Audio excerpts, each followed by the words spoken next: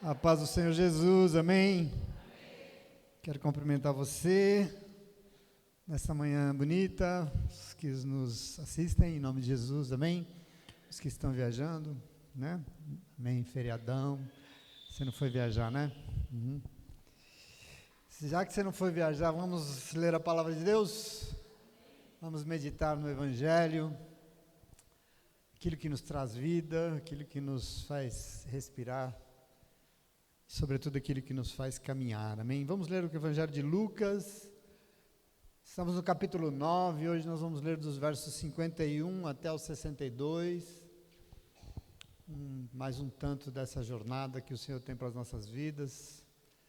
Lucas 9, do 51 ao 62, graças a Deus. Encontraram? Amém?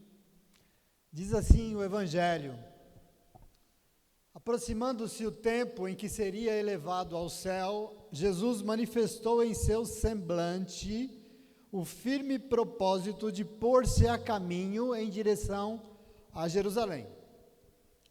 E enviou mensageiros à sua frente. Indo estes, entraram num povoado samaritano para lhes fazer os preparativos para pousar. Mas o povo dali não o recebeu, porque o seu aspecto era de quem ia para Jerusalém. Ao verem isso, os discípulos Tiago e João perguntaram: Senhor, queres que façamos cair fogo do céu para destruí-los, como Elias também fez? Mas Jesus, voltando-se, os repreendeu, dizendo: vocês não sabem de que espécie de espíritos são, pois o Filho do Homem não veio para destruir a vida dos homens, mas para salvá-los. E foram para outro povoado. Quando andavam pelo caminho, um homem lhe disse: eu te seguirei por onde queres que for. Jesus respondeu: as raposas têm suas tocas e as aves do céu têm seus ninhos, mas o Filho do Homem não tem onde repousar a cabeça. A outro ele disse: siga-me. Mas o homem respondeu: Senhor, deixa-me ir primeiro sepultar o meu pai. Mas Jesus lhe disse: deixe que os mortos sepultem os seus próprios mortos.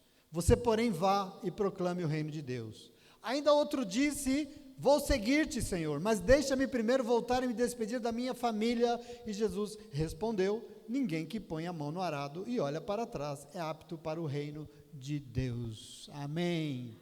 Senta no lugar aí, quentinho, povo de Deus. Já esquentou a cadeira, né? Graças a Deus. Mas vocês sabem que eu tenho que confessar aqui algo que eu continuei, aliás, eu estou ainda meditando no dilema da semana passada, porque nós fomos desafiados sobre essa tendência que nós temos de armar tendas para ficar, né? A gente gosta muito de ficar. E eu continuei nisso, porque eu observei como essa nossa fraqueza, ela está na exata contramão de um Deus que sempre se põe a caminho. E tem um problema aqui que eu não consegui fugir dele, eu acho que tem algo que o Senhor quer falar conosco, porque nós vamos tentar hoje entender essa questão, que é servir a um Deus que não se adapta muito bem aos comodismos, e por isso, ao invés de ficar onde e como está, ele sempre se movimenta. Isso também está na mesma linha do que daquele momento que nós comentamos na nossa vida, né? Até o César perguntou se nós vamos estar no mesmo lugar, e eu vou dizer para você estar, porque nós estamos nesse tempo de reforma, nesse nosso tempo de reforma, porque eu sei que muita gente já se perguntou, por que Deus decidiu reformar nossa estrutura de igreja, né? Eu não sei, já teve no teu coração essa pergunta? Será que estava tudo errado? Será que Deus não estava feliz conosco? Vai mudar por quê? E eu respondo essas questões lembrando que as pessoas amam armar as suas tendas, mas os anos sempre vêm e passam, e o tempo costuma ser implacável, o tempo costuma ser e as pessoas com o tempo elas vão se acostumando, e aí existe o risco de ir ficando, né? E ir ficando significa parar. O risco é ir perdendo a empolgação que tinha lá atrás, e a gente vai se acomodando no mesmo de sempre, e o que antes era novo, agora já é uma coisa corriqueira, e é normal, e tudo isso pode nos levar àquilo que a gente chama de uma estagnação espiritual. Eu quero pensar nisso hoje. O risco é de se tornar um crente parado, achando que está tudo certo, porque Deus está no negócio, e eu não sei. Não sei. Por essa razão, e aliás porque o Senhor nos ama muito, é que Deus sempre vem e propõe umas reformas nas nossas estruturas, sabe?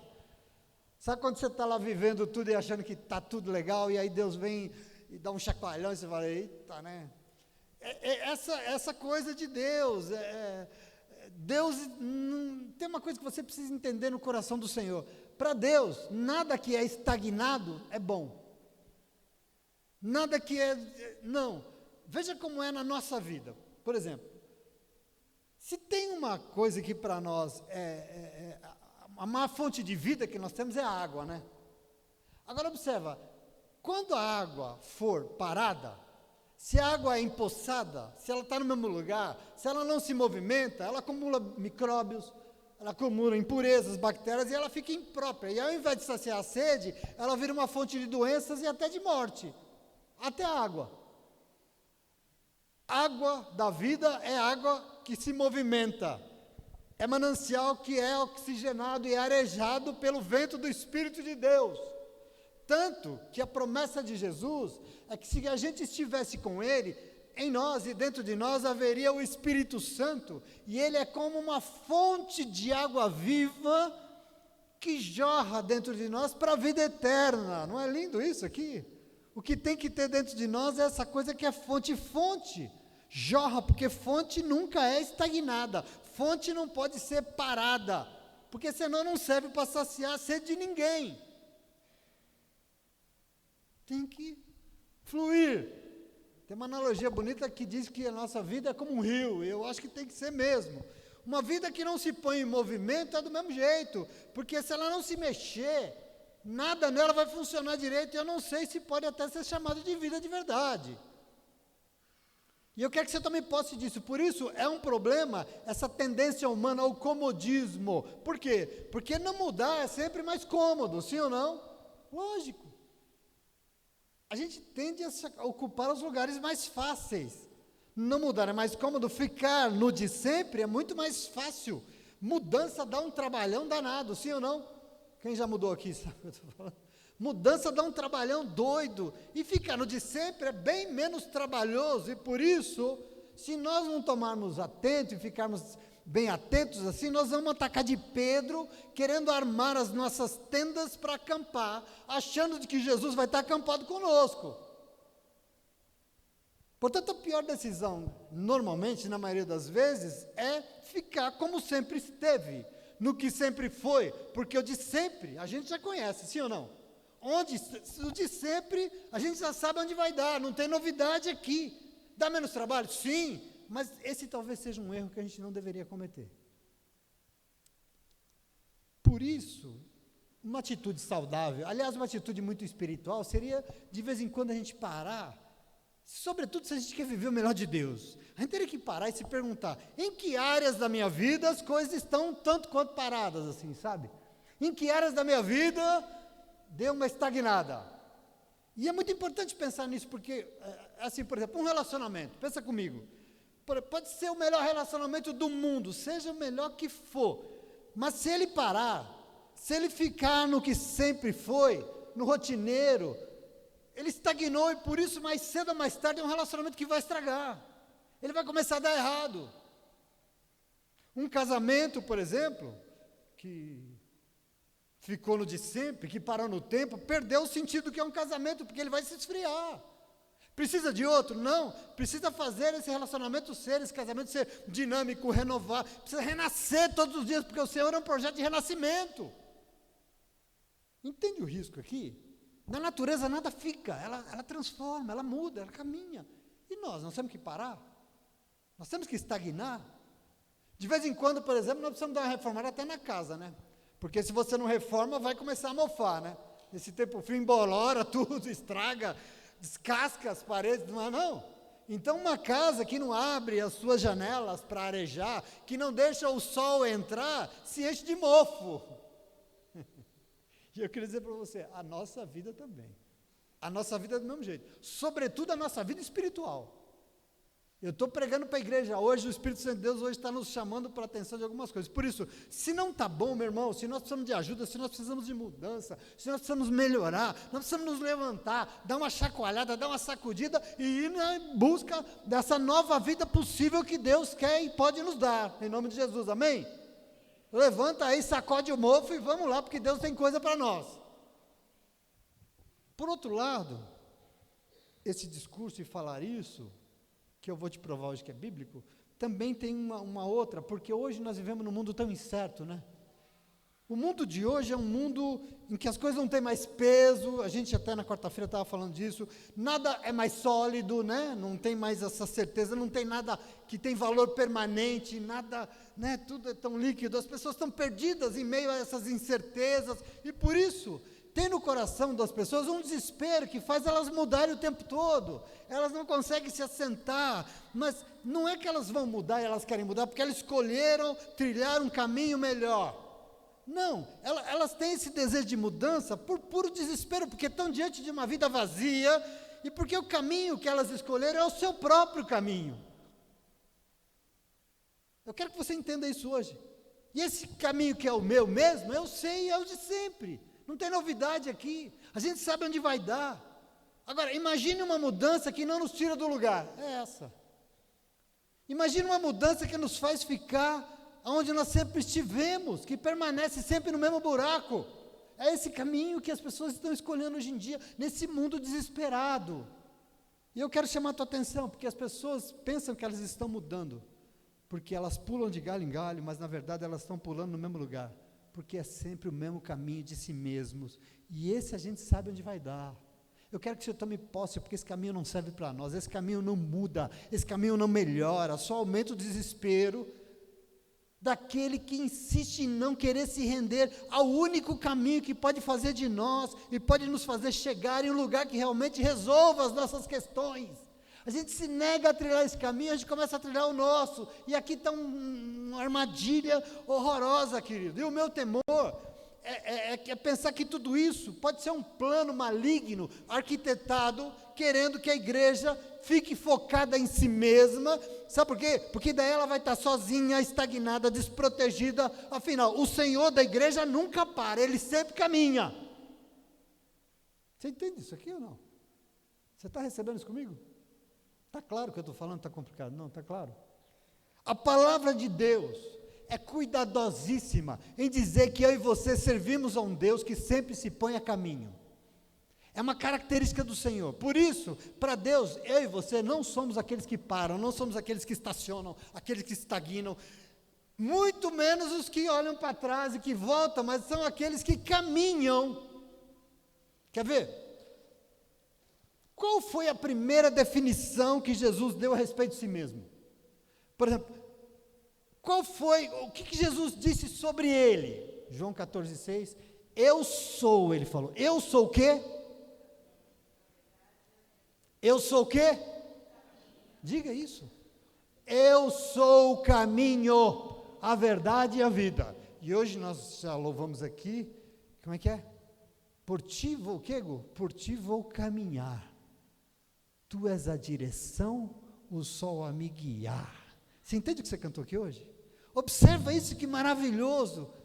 Por isso, Jesus ensinou que enquanto nós estivermos aqui na terra, se a gente desejar chegar a Deus, só tem um jeito. Nós temos que decidir, sair do nosso lugar, sair do estado em que as coisas estão, sair do nosso próprio caminho e caminhar pelo caminho chamado Jesus Cristo de Nazaré. Essa é a nossa única condição. E o mais interessante ainda, aqui lendo a palavra de Deus, por exemplo, em Atos 9, momentos antes do apóstolo Paulo se converter ao verdadeiro caminho, diz assim, versículo 1 e 2 do capítulo 9 de Atos dos Apóstolos, que enquanto isso, Saulo ainda respirava ameaças de morte contra os discípulos e discípulas do Senhor. Dirigindo-se ao sumo sacerdote, pediu cartas para as sinagogas de Damasco, de maneira que, caso encontrasse ali homens e mulheres que pertencessem ao caminho, pudessem levá-los presos para Jerusalém. Olha isso aqui. O primeiro nome que o povo de Deus recebeu na Bíblia Sagrada era o povo do caminho. Por quê? Porque o seu Senhor é aquilo que o seu Senhor é. Por isso era assim que eles eram chamados. E deixa eu dizer mais, você sabe que o Evangelho, a vida de Jesus, no início da pregação da igreja também era. Eu vou ler Atos 18, 25 para você entender. Diz sobre Apolo. Apolo era um grande pregador, mas diz que eles foram instruídos no caminho do Senhor, e ele tinha um grande fervor enquanto ele falava, e ele ensinava com exatidão acerca de Jesus, embora conhecesse apenas o batismo de João. Logo começou a falar corajosamente numa sinagoga, e Priscila e Áquila, ouvindo ele pregar, convidaram ele para ir na sua casa, e lhe explicaram com mais exatidão o caminho de Deus. O que significa isso? Que no princípio, vida com Deus era vida com Deus não era uma religião. Eu quero que você entenda hoje para onde é que nós caminhamos, e como Jesus caminhou para lá, e às vezes a gente caminhou para cá. No começo, vida com Deus não era uma religião, era um caminho. Então veja o problema na história do cristianismo, porque quarta-feira nós falamos um pouco disso aqui, porque com o passar desses 20 séculos já, esses mais de 2000 anos, a essência do início parece que se perdeu. Hoje, se tornar cristão, significa o quê? Entrar numa religião, não é? Isso significa ser cristão. Cristão é quem aceita Jesus, se batiza e cumpre com as suas obrigações religiosas. Mas presta atenção aqui, na palavra de Deus, ser cristão não é só isso. Nós resumimos a isso, mas não é só isso. Então, passado tantos séculos, a igreja se encheu de doutrinas, de teologias e liturgias elaboradas, e a igreja se tornou, e a religião se tornou uma religião organizada, ela se encheu do seu próprio caminho, e aí eu queria dizer para você, está tudo bem, tranquilo. Entretanto, presta atenção, nós perdemos o essencial. Porque antigamente, mais do que entrar em uma nova religião, tornar-se um cristão e uma cristã, significava encontrar o caminho certo da vida, e caminho certo é caminhar nas pegadas de Jesus, e não nos da religião. Você está entendendo aqui o que é ser cristão? Tem cristão e cristã aqui nessa manhã? Para eles, ser cristão significava seguir a Cristo, e isso é o fundamental, isso é o decisivo, é isso que nós temos que entender nesse nosso momento, porque então, para Deus, mais do que ser batizado e cumprir obrigações religiosas, ser cristão é encarar que a vida cristã é uma vida seguindo os passos de Jesus Cristo, isso é ser cristão e cristã. Agora vejam, se nós esquecemos que ser cristão é caminhar nos passos de Jesus Cristo, nós esquecemos que ser cristão é movimentar-se. Ser cristão, nós esquecemos que é caminhar, é dar passos, é construir uma nova vida seguindo as pegadas dele. Você entende aqui qual é o problema? O que nós perdemos? E aí nós ficamos numa situação em que a nossa fé, às vezes ficou uma fé muito teórica. É teórica, mas é inoperante, porque é só uma prática religiosa rotineira, e a gente faz porque a gente entende aqui? Virou uma coisa nominal. A gente é cristão, nós temos um nome, mas e aí a vida muda? Não. A vida transforma? Não, mas é o que Jesus espera, mas não transforma. Aqui está o problema nosso. Então, depois de 20 séculos, a maior contradição dos cristãos é essa que pode ser sem seguir o Cristo. Você está entendendo isso, sim ou não?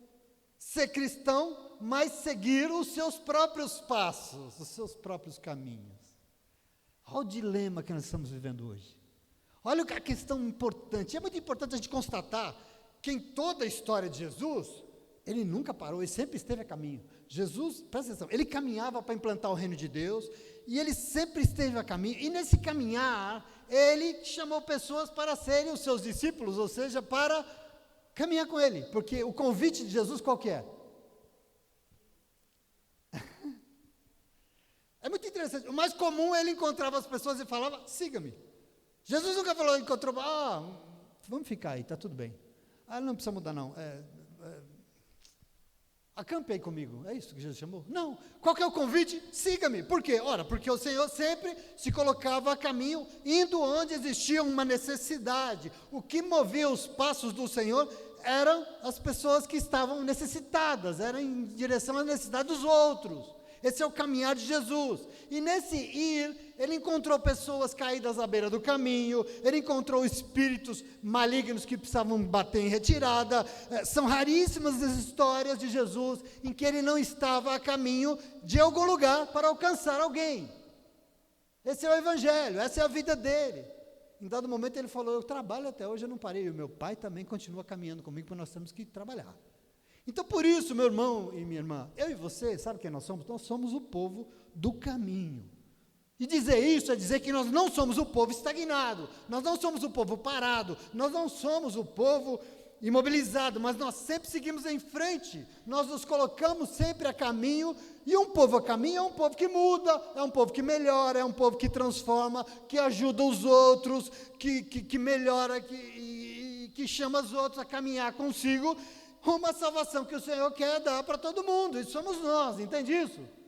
Isso aqui faz parte da nossa identidade, isso que nós estamos construindo. Cristão é alguém que produz vida por onde passa, porque ele não é água estragada, não, ele não é estagnado, não é a mesma coisa que sempre foi, não.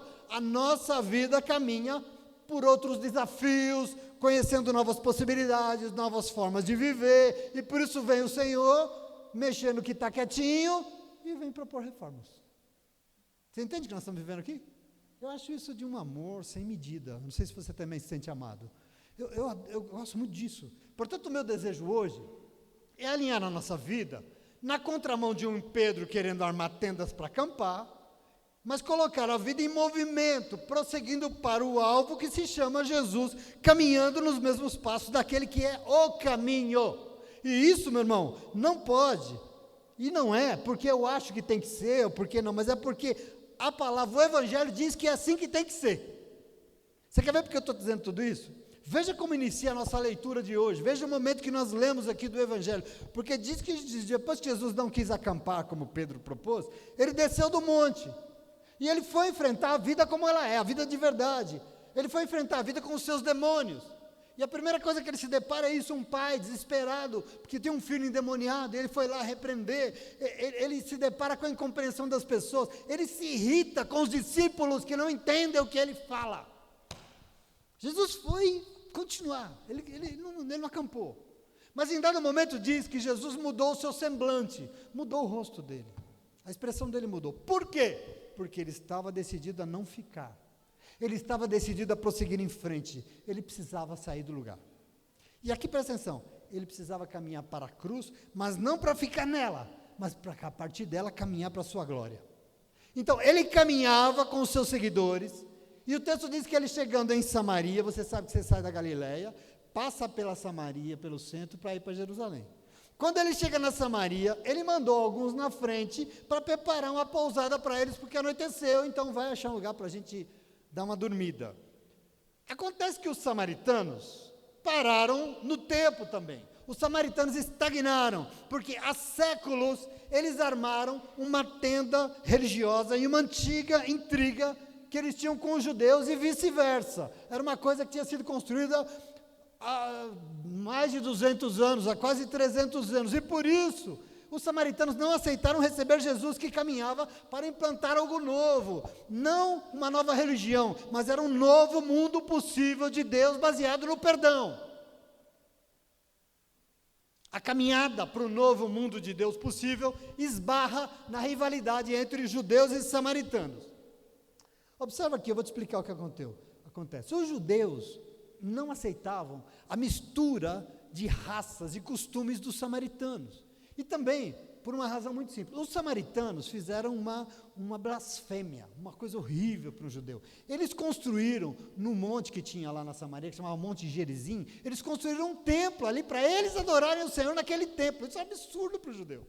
Tanto que no ano de 129 a.C., um rei de Israel, aliás, ele era rei e sumo sacerdote, ele chamava João Hircano. Esse cara foi lá e destruiu o templo dos samaritanos 129 anos antes de Jesus. Ele mandou destruir aquele templo, Mas mesmo assim, os samaritanos não desciam para sacrificar em Jerusalém. Eles se negavam. E eles continuavam a ficar na Samaria, orando para o seu templo, para o seu monte. Quem lembra da mulher na beira do poço? Eu vejo que tu és profeta, Senhor. Aonde é que nós temos que adorar? Aqui no nosso monte, ainda que destruir o nosso templo ou lá em Jerusalém? Não é essa a pergunta?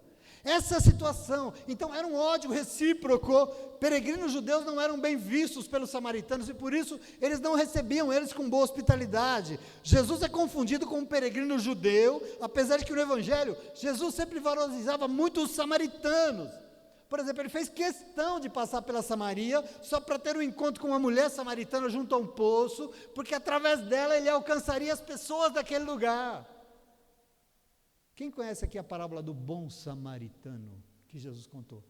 Ele valorizava os samaritanos, porque Jesus não tinha nenhum problema com os samaritanos, aliás, o contrário, Jesus também tinha salvação, mas os seus discípulos tinham problemas e sérios.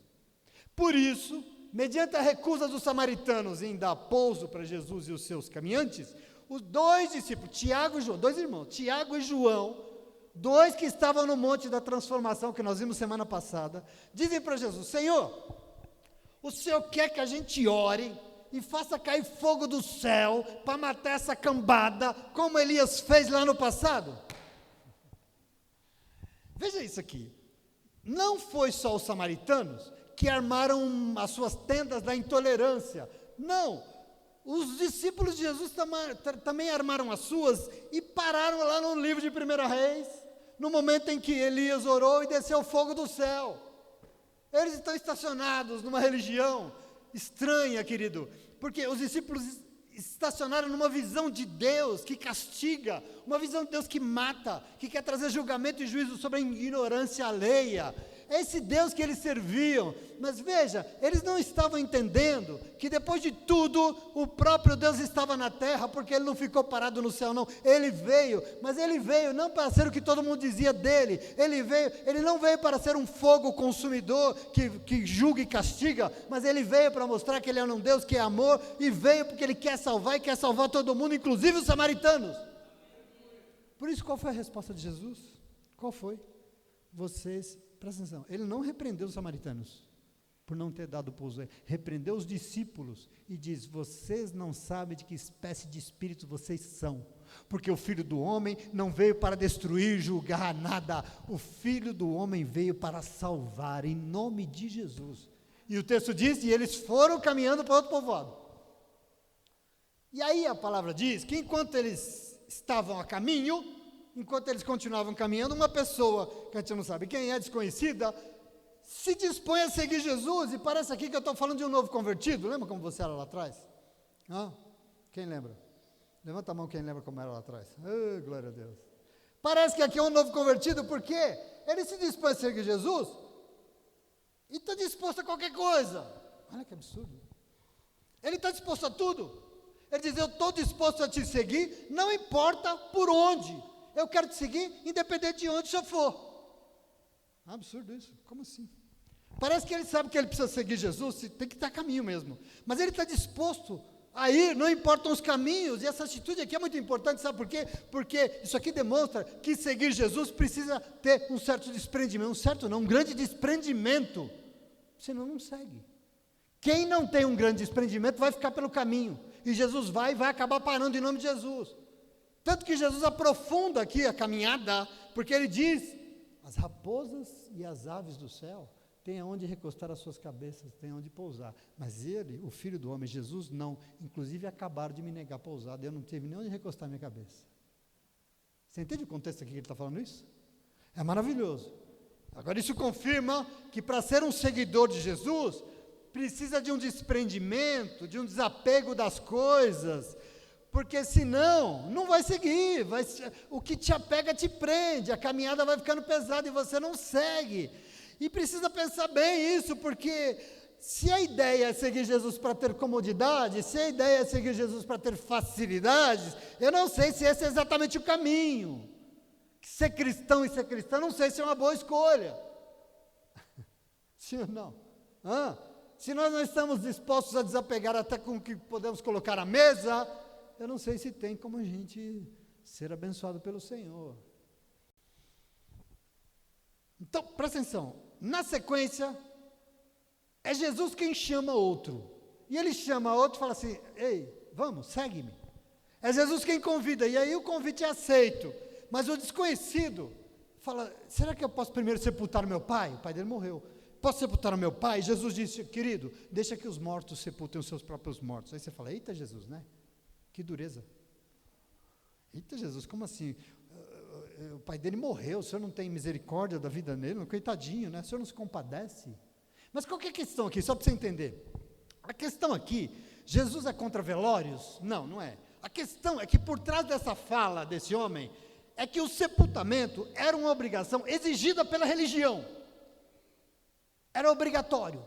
A religião existia. Jesus não está dizendo que o homem não deveria ter respeito pelo seu pai, mas ele está dizendo que obedecer o que uma religião mandava, ou caminhar para construir o reino de Deus, o reino é mais importante. Esse é o contexto da fala. O reino está acima da religião. Jesus, a lei me obriga, deixa a lei para lá, vamos construir o reino de Deus. É uma caminhada radical, não tem tempo a perder. Então, se antes para caminhar com Jesus era necessário um desprendimento das coisas, aqui para caminhar Jesus, é necessário um desprendimento das obrigações religiosas, sobretudo se essas obrigações se opuserem ao reino de Deus, aquilo que o reino exige, porque a justiça do reino tem que ser prioridade na nossa vida, ainda que elas confrontem. Se uma religião confronta o que o reino pede, quem manda? O reino. Quando o Senhor diz, deixe que os mortos sepultem seus próprios mortos, não tem a ver com gostar ou não do seu pai, tem a ver com romper com os laços de uma religião que é morta, porque as obrigações religiosas eram mortas. O reino de Deus tem foco na vida, meu irmão, não na morte. E se por acaso a religião não produz transformação, se é uma religião que não liberta, se é uma religião que não salva, não cura, é uma religião morta. O que adianta ir na igreja? Fazer parte de uma religião que não transforma a história de vida, serve para quê? Ela é morta, em nome de Jesus. E eu fico pensando assim, quando você de serviço para alguma coisa, ele dizia, meu irmão, nós nunca deveríamos nos apegar a uma religiosidade morta, jamais. Nós não deveríamos nos submeter a isso, a uma coisa parada, estagnada, porque nela o Senhor não está. Deus é esse Deus a caminho, Deus é um Deus de movimento. Eu lembro da pregação quando eu tinha um mês de convertido, o pastorzinho fazia assim, ó, meu irmão, anota aí no teu coração, Deus é um Deus de movimento, e ele ficava fazendo assim com o dedo, ó. Se essa religião não se move, ela morreu. Então, a gente não pode, deixe os mortos com seus mortos, entenda isso, caminhe com um Deus que é vivo, e quer implantar o reino daqueles que vão viver eternamente. Esse é o projeto. Se Jesus está dizendo que com Ele, que os que com Ele caminham, só caminham porque não se conformam, não podemos nos conformar com uma religião morta, porque caminham para a vida que só o reino de Deus pode produzir em nós. É isso que serve em nome de Jesus, amém?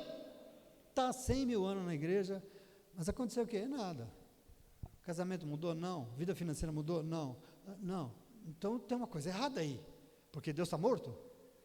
Deus está vivo, está caminhando, e foi para cá, não deu, o Senhor falou, não deu certo, vamos para cá, e não deu, então vamos mudar, e vamos, muda de opinião, perdoa, liberta, transforma, faz diferente. Sabe esse Deus que é vivo, que fala conosco o tempo todo? É isso a questão, é isso que não está morto. Entende isso, sim ou não? Outra pessoa se apresenta para seguir Jesus, mas coloca a sua condição, porque ele quer primeiro despedir-se da sua casa. E aí, mais uma vez, Jesus não pega leve. Aliás, eu fico lendo a palavra de Deus, porque eu quero trazer uma palavra leve para vocês o tempo todo. Uma palavra água com açúcar, assim. Ai, que gostoso. Mas eu não acho. É uma frustração louca, porque eu fico lendo o Evangelho, vou pregar um Jesus legalzinho para eles. Não tem. Desculpa, me perdoe. E aí eu quero que você entenda isso, porque agora o Senhor exige um desprendimento com os laços familiares. E laços familiares aqui é uma coisa que para a gente é sério, porque família é importante, sim ou não, mas ser um seguidor de Jesus é mais, e precisa ser mais. Inclusive, nós não podemos abrir mão de seguir Jesus usando como desculpa laços familiares. Isso é um problema que nós não podemos. E é simples assim, quando, eu quero que você também possa dizer, nós falamos de laços familiares, eu lembro de coisa de família, eu lembro assim, a primeira coisa que eu lembro, sabe o que é? A Gabi veio aqui falar que ela vai ser mãe de novo, de uma menina, em nome de Jesus está profetizado. Mas você sabe que quando o bebê nasce, a primeira coisa que ele faz, sabe o que é? Chorar. Por que ele chora? Por quê? porque o novo amedronta. Ele está lá quentinho, no líquido amniótico, quentinho, gostosinho, confortável, né? Às vezes até chupa o dedinho, é uma delícia. Sai daqui para quê? Para aquele negócio lá, frio. O novo dá medo, o medo já nos faz chorar logo que a gente nasce. Mas presta atenção assim, mesmo assim, tem que sair do útero, senão não tem vida, sim ou não? Se ficar no gostosinho de sempre, não vive. Nós temos que sair de lá. O caminho que Jesus ensina aqui, caminhando para Jerusalém, implica uma ruptura, e nos ensina que seguir Jesus significa sair do útero, do quentinho, do cômodo. Posso ouvir glória a Deus? Amém. O frio esmorece muito vocês. Jesus quer tirar você desse quentinho aí, meu irmão, minha irmã, porque Ele tem algo novo para fazer na tua vida, e esse novo é possível, não um planejamento não, é possível, Ele quer mudar. E reino de Deus é feito de escolhas. Reino de Deus representa o novo de Deus. Por isso ele diz que não é um remendo novo num pano velho. Entende assim? É pano novo, não tem remendo não. E o novo, o reino, entra em conflito com esse velho mundo que a gente vive e com os nossos relacionamentos do jeito que eles eram. Lógico que família é importante. Mas será que a maneira como nós nos relacionamos com a nossa família é vida ou é morte? Tem ajudado ou tem nos aprisionado? Tem nos feito caminhar ou tem nos paralisado? Nós temos que tomar uma decisão em nome de Jesus, sim ou não? Os dois não podem coexistir, porque um exclui o outro. Os padrões humanos, sejam eles quais forem, meus irmãos, não podem ditar as regras no reino de Deus. Desprendimento não acontece de uma hora para outra, e eu já estou já indo para o final, não acontece de uma hora para outra. Desprendimento é um processo, é uma ação única que nós temos que tomar na nossa vida, é uma decisão, aliás, é necessária uma decisão radical, é uma atitude concreta de ruptura, porque só assim nós saímos do lugar e nós caminhamos junto com Ele. Não dá para viver acampado achando que Deus está no negócio, porque você está lá nessa tenda, igual estava Abraão em Gênesis 15, na sua tenda, paradão, achando que Deus não estava cumprindo o que Ele prometeu, desesperado, como é que vai ser? Eu vou morrer, tudo que eu tenho vai ficar para o empregado, o que eu faço da minha vida? Dentro da sua tenda. E o Senhor chegará e falar: sai daí, meu irmão, sai da tua tenda e vai para fora e olha para o céu que eu vou te mostrar. Caminha, porque eu vou transformar a tua vida e você vai ser pai, sim, em nome de Jesus. Eu quero que você entenda o Senhor, meu irmão. Nós temos que sair do lugar.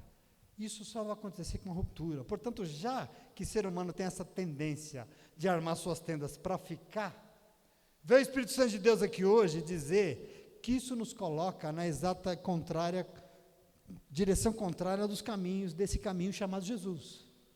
Esse ficar é muito complicado. A revelação nos diz que nossa comunidade é um corpo vivo.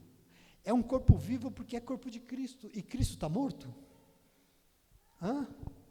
Se Cristo é um Deus vivo, se Ele é o Filho do Deus vivo, nós somos o corpo de um Deus que é vivo, e por isso nós não estagnamos não, nós somos um corpo a caminho, Ele nos chamou para segui-lo, e é isso que nós fazemos. É um corpo que se mexe, é um corpo vivo, não é um corpo no caixão, não, é um corpo vivo que não para, que muda, que melhora, que sai do lugar, que se aperfeiçoa e passa por reformas em nome de Jesus, amém?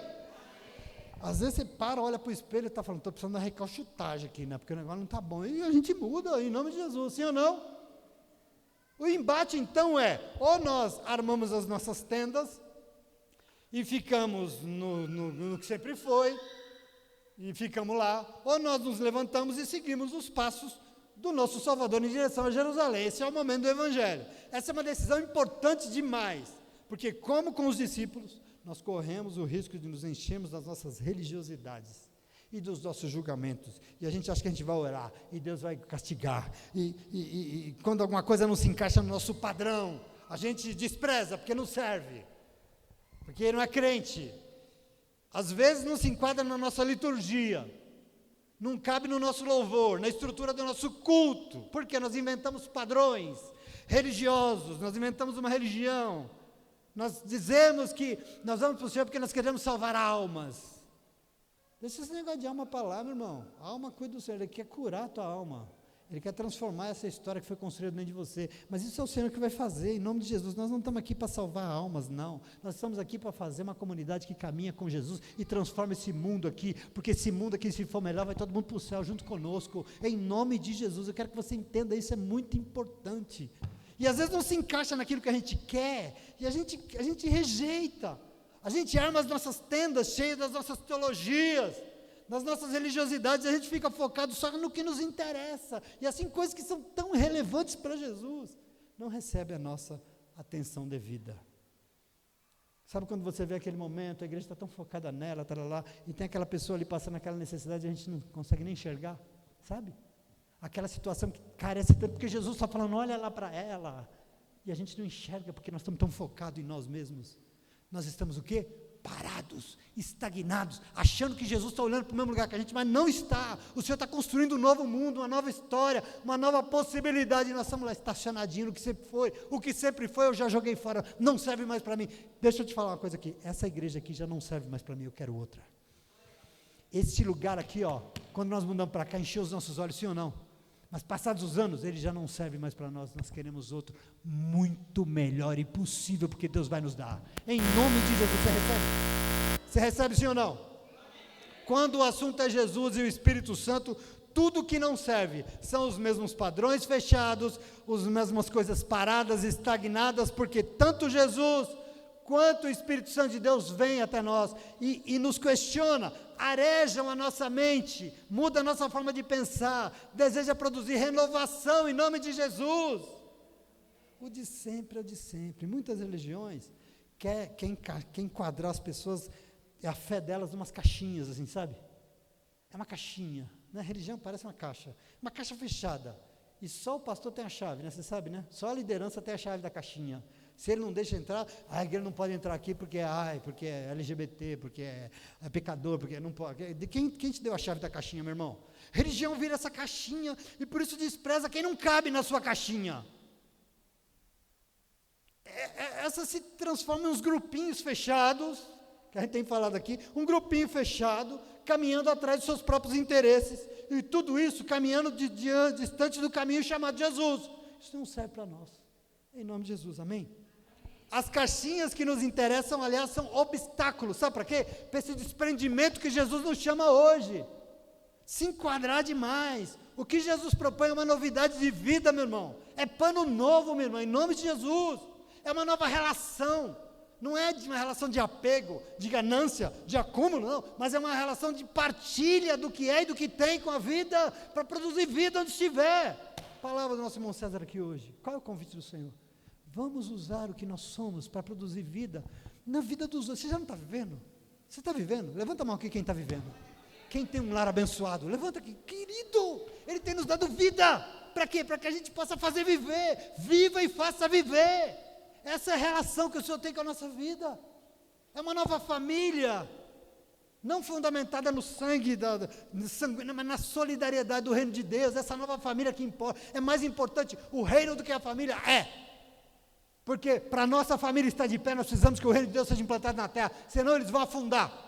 Se você não tiver compromisso com o Senhor, a tua família afunda, entenda isso em nome de Jesus, amém? Não é por maldição não, é porque o mundo vai tragar, o mundo vai tomar conta, o mundo vai destruir em nome de Jesus. Então é uma nova religião, não baseada na morte, é uma religião que não causa morte, mas que faz viver. Eu quero que você tome posse disso, porque tudo isso é muito dinâmico. Porque tudo isso será possível se nós não dá para ficar armando tenda, sabe? Para a gente ficar. Senão não vai acontecer nada. Nós temos que nos levantar e caminhar, queridos, em nome de Jesus, amém? Nós temos que nos levantar e nos envolver em nome de Jesus. Nós temos que nos levantar e fazer acontecer, porque o Senhor quer que aconteça, mas para acontecer Ele nos chama a estender a mão, e vamos junto, e vai acontecer em nome de Jesus. Nós temos que nos levantar e caminhar, sabendo que a vida é feita de muitos caminhos, inclusive foram muitos dos caminhos que nos trouxeram à casa de Deus, sim ou não? Lembra da tua história lá atrás, da minha? Eu lembro, como se fosse hoje. Quantos caminharam conosco nesses anos? E chegamos até aqui. Quantos? Muitos. Quantas pessoas passaram pelo mesmo caminho que nós, mas estavam andando na direção contrária? Quantos? Estou caminhando com Jesus? Tá, uma pessoa está caminhando com Jesus para o outro lado. Chegou no mesmo lugar? Não.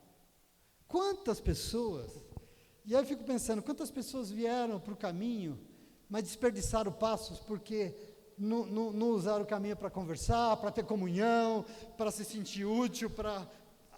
Meu irmão, minha irmã, a vida é cheia de caminhos. A vida é um caminhar. E nós estamos todos a caminho, sim ou não? É isso que nós estamos fazendo, nós estamos vivendo.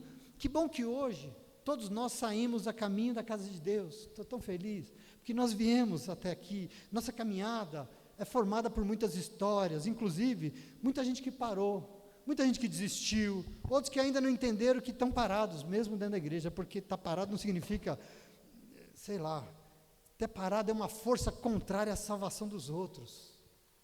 Isso é estar parado. O Senhor tem uma fala muito dura na Bíblia sobre blasfêmia. E a gente pensa que blasfemar é falar mal dos outros, mas não é.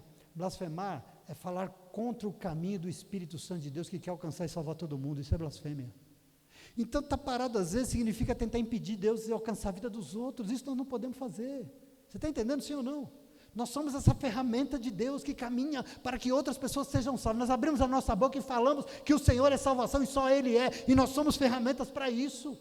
E parar muitas vezes não é parar de frequentar, mas é parar de se envolver.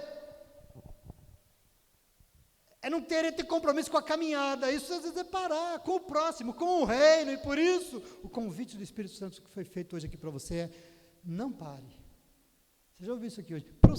Prossiga, caminhe, meu irmão, em nome de Jesus, porque aqui está a nossa salvação.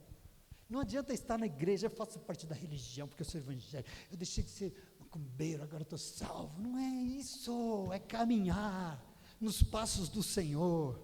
Não permita que essa dimensão da sua vida fique estagnada, estacionada, fria, não, porque você serve a um Deus que não para, um Deus que é quentinho. Se nós pararmos, nós vamos ficar para trás. Entende isso? Tudo que o Senhor não quer nos deixar para trás. Existem por aí forças contrárias à salvação de Deus, e eu queria dizer para você, existe isso dentro das próprias igrejas. Isso que me deixa mais encafufado, porque em muitos lugares, falar de ter compromisso com o próximo, falar de ter que alimentar os famintos, falar de ter que saciar a sede de quem tem sede, de vestir quem está nu, de cuidar dos pequeninos de Jesus, parece que é um dilema, parece que está falando blasfêmia, é um pecado. Mas hoje, meu irmão, nós estamos sendo chamados, minha irmã, a ir adiante em nome de Jesus, a não parar, e pode falar o que quiser, pode dizer: nós vamos seguir esse caminho chamado Jesus Cristo, que quer nos salvar em nome de Jesus, amém? Nós somos esse povo em nome de Jesus. Você recebe? O Senhor nos chama a ser um povo sempre a caminho, uma comunidade envolvida com a missão de salvar, uma comissão de fazer outros viverem assim como nós vivemos. Esse é o projeto. Nós precisamos ser a comunidade que tem fidelidade com o seu Senhor, porque Ele é o caminho, Ele é a verdade única, e Ele é a vida, e por isso nós vamos caminhar junto com Ele. Vamos? Nós vamos caminhar juntos, em nome de Jesus, com Ele, comprometidos com a verdade, produzindo vida por onde nós caminhamos. Esse é o projeto do Senhor. Jesus não formou uma comunidade que é salva, mas é parada. Não, Jesus formou uma comunidade que é salva sim, mas que se põe a caminho para salvar outros. Por isso é uma comunidade focada nos outros, focada no que precisa ser feito lá fora, em nome de Jesus. Amém? Não tem um Jesus água com açúcar para você, desculpa, mas tem um Jesus que faz sim exigências para quem quer segui-lo. É o Evangelho. E hoje eu e você estamos sendo conclamados a um desprendimento de quem sabe que nada nesse mundo se compara, nada é melhor. Nós louvamos. Nada se compara ao privilégio de caminhar nesse mundo que é estranho, mas caminhar de uma forma decidida, porque caminha nos mesmos passos do seu Senhor, em nome de Jesus. Por ti vou caminhar, porque tu és é um sol a nos guiar, e nós vamos caminhar em nome de Jesus, porque é isso que nos salva, é isso que nós vamos encontrar lá na frente, e a nossa vida será uma bênção, porque será tudo dele, por ele e para ele. Portanto, não é para nós. Os caminhos que servem são os dele, em nome de Jesus. Amém? Amém. Essa é a minha oração para você. Aí você fala: mas pastor, que oração dura? Dura não, é oração que salva. Essa é a minha oração para você, e assim eu oro, em nome de Jesus. Amém, e amém, e amém. Muito obrigado, Deus abençoe vocês.